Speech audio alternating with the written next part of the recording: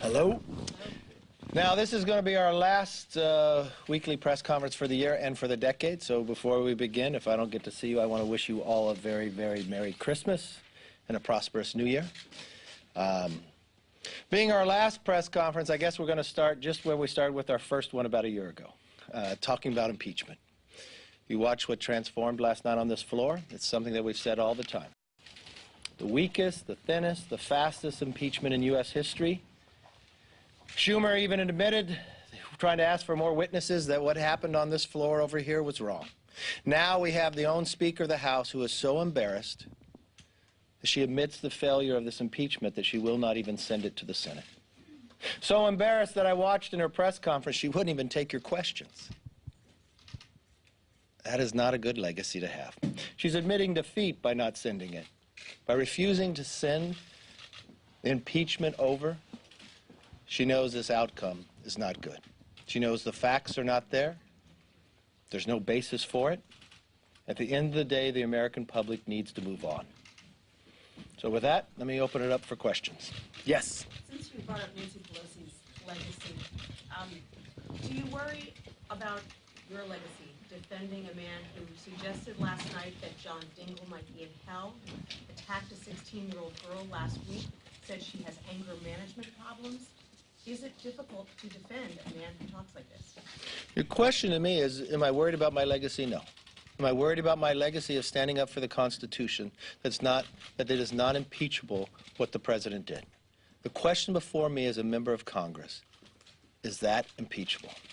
Even, which I would consider probably the most respected constitutional scholar, someone who's not a Republican, a Democrat, Jonathan Turley even said, the only abuse that was moving forward was the Democrats, that there was no bribery, there was no obstruction, and that's the job that I have. Will I be embarrassed the fact that I just served for a year in Congress and the record of this Congress is more subpoenas than laws? I'm embarrassed that this is the Congress that did that. I'm embarrassed that this Congress promised to be different, and they haven't.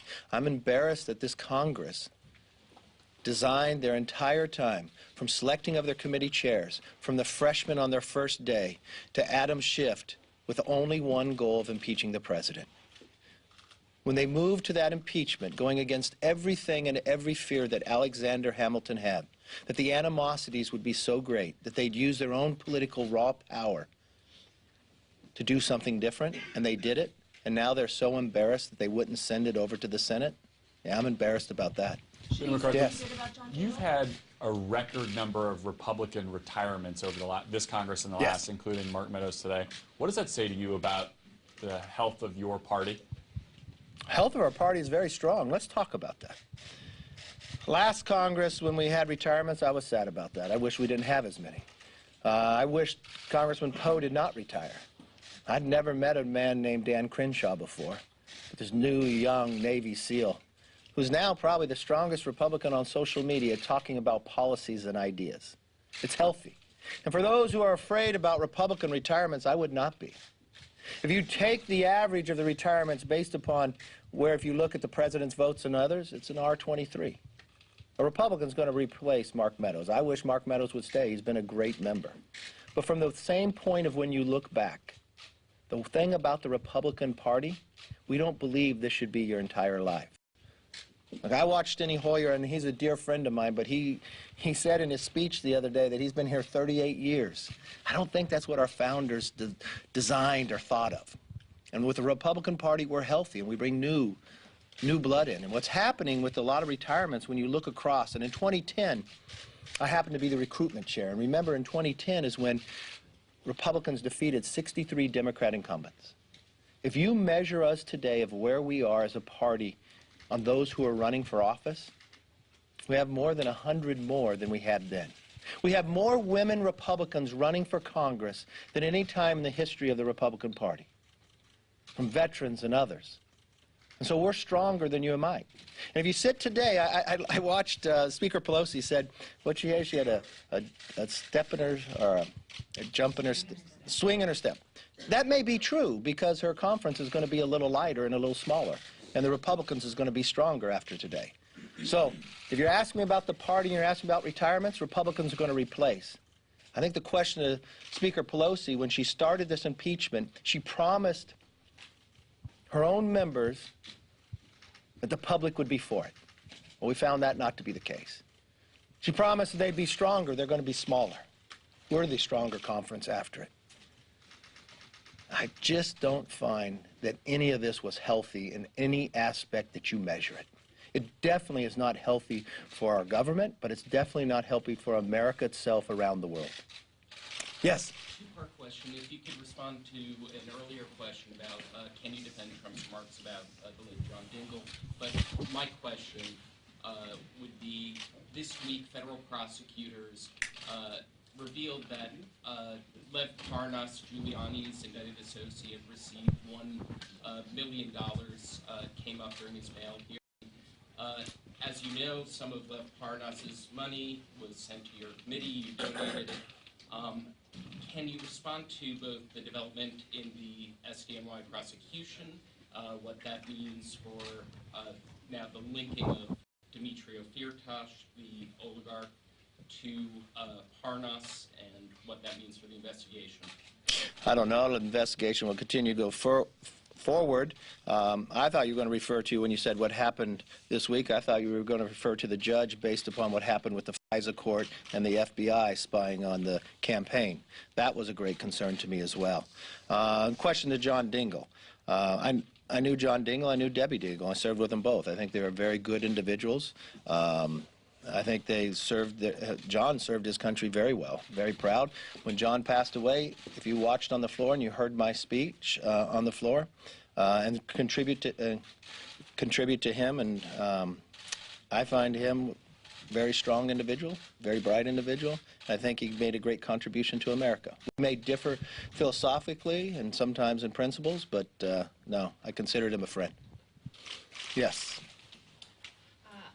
Now that the House has voted on articles of impeachment, what will House Republicans' role, in the Senate be? Are you planning on having some of your members prep the Senate as they prepare for an eventual trial, or what will that look like? We will do anything senators need if they want information. If they need it, we have a lot of members that spend a lot of time on this. But that's up to the Senate and also up to the President who he wants to represent him. But anything that we can be helpful with, we will. Yes, ma'am. Last night's House Republicans defeat kind of a failure to the party? A defeat. Well, let me first gauge that. I would feel it was a defeat to the Constitution.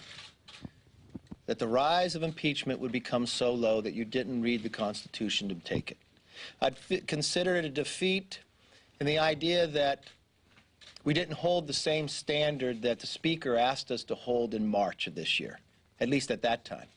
That impeachment was so divisive that it'd have to be overwhelming, compelling, and bipartisan. When I watched last night, the only bipartisan vote was against impeachment. A Democrat who's actually running for president voted present. So the question you probably wanted to ask was to the Speaker. Unfortunately, she would not take any questions when it came to impeachment. I would think if Nancy Pelosi thought impeachment was so important that she had to put this before the American public, that she wrote a timeline, that she selected committee chairmen based upon in the future, that she spent 2.5 years working on this, the press conference the day after impeachment that she has weekly, I thought she would have welcomed questions about impeachment. Unfortunately, she told you they were Republican talking points and she would not take your questions. I never thought a speaker would act that way. I guess the only thing I could take from that, she's embarrassed of it.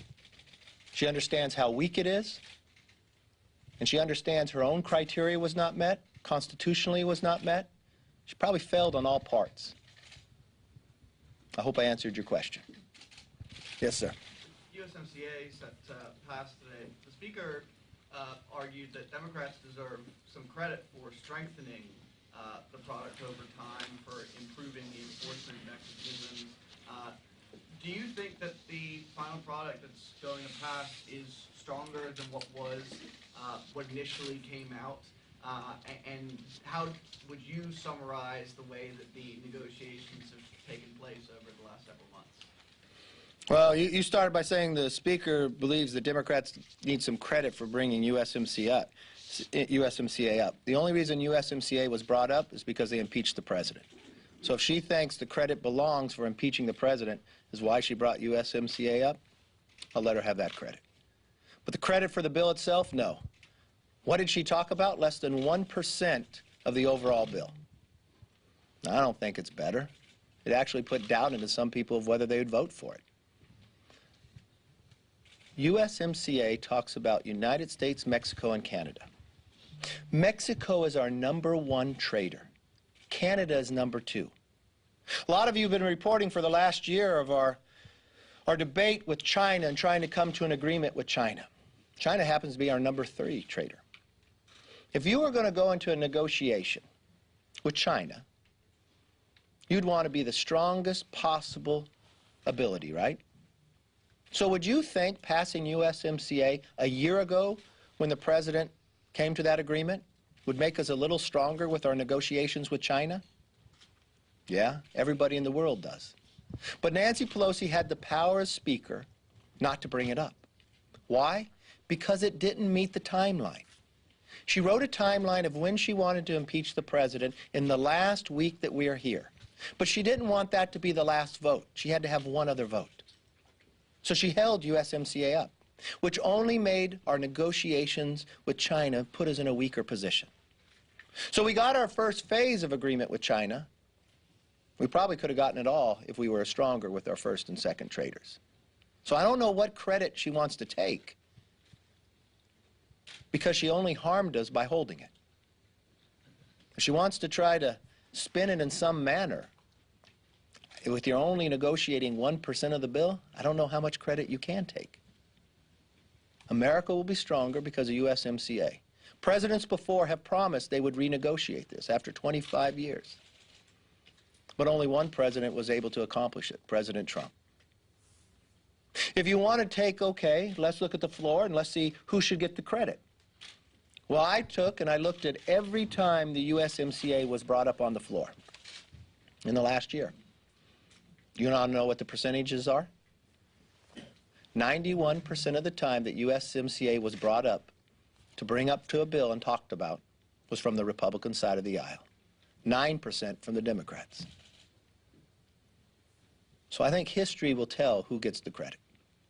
I'm just very proud of our members for never giving up, for continuing to put pressure.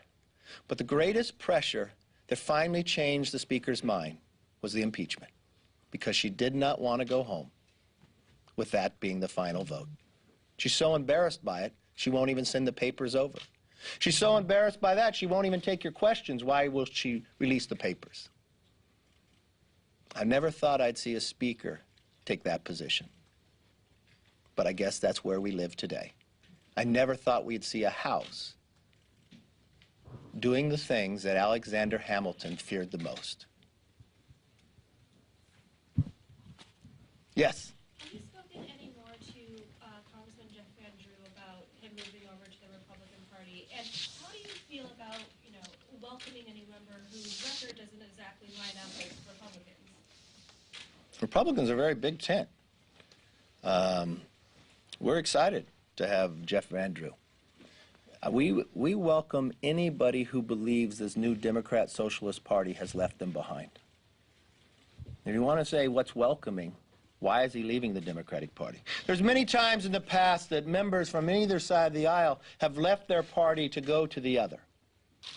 But I can't remember a time that somebody left from a majority party to join the minority party. So that question that you raised to me and the premise of it really should be asked to the Democrats. How can you be excited if you started this whole process thinking the outcome would be better and your own conference got smaller because of it? It showed the differences. It shows you're not welcoming. It also shows you cannot have a difference of opinion. When you watched the body language on the floor last night, you watched those 31 Democrats who sat in seats that President carried. Shoulders were down, their head was down. They were not proud of what they were in, it was almost like the pressure was too great for them. They felt the pressure inside the chambers from their own conference greater than the pressure of the constituents back home of who they said they would listen to. They've watched it inside their town halls and others. Many of them promised before they even got here that they would not vote for Nancy Pelosi for Speaker. They broke that promise right away. Because that promise of those 2.5 years to impeach the president was too great. Many of them would say that they did not want to impeach the president. That's not why they came here. But the chairman of the Committee of Impeachment, Judiciary, was selected based upon that fact. The congressman they selected to represent the 2 articles of impeachment inside the Rules Committee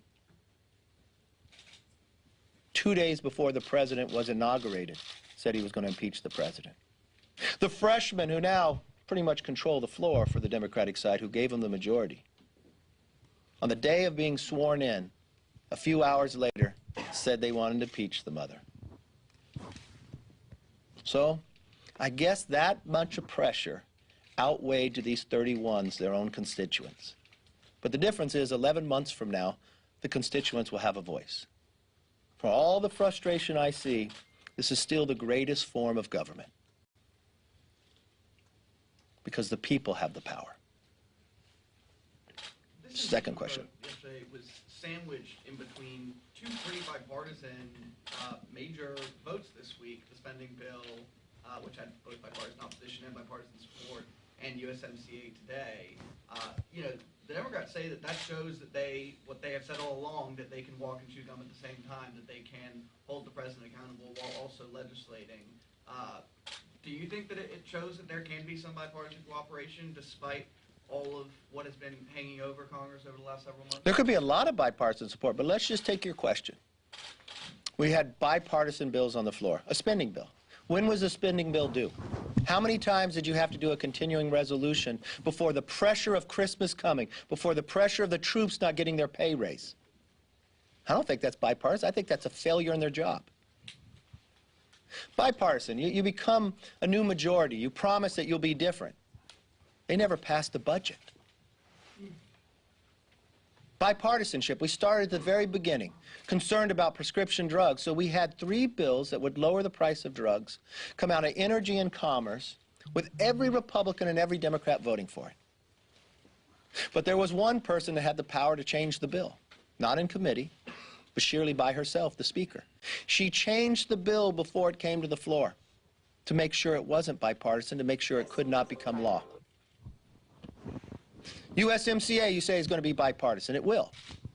We've waited 1 year for it to come to the floor. Why? Why would they put them all this week? It's interesting, you even used the word sandwich.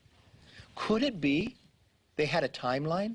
Could it be that they waited for the impeachment? Could it be that they could not have the votes for USMCA unless they promised to impeach the president? Could it be those who sit in the districts that President Trump carried that wanted USMCA had to pledge a vote for impeachment to get USMCA come up? I don't know. That would be a question for the Speaker, but I guess she doesn't take your questions on certain subjects. It's only the ones that she wants to talk about.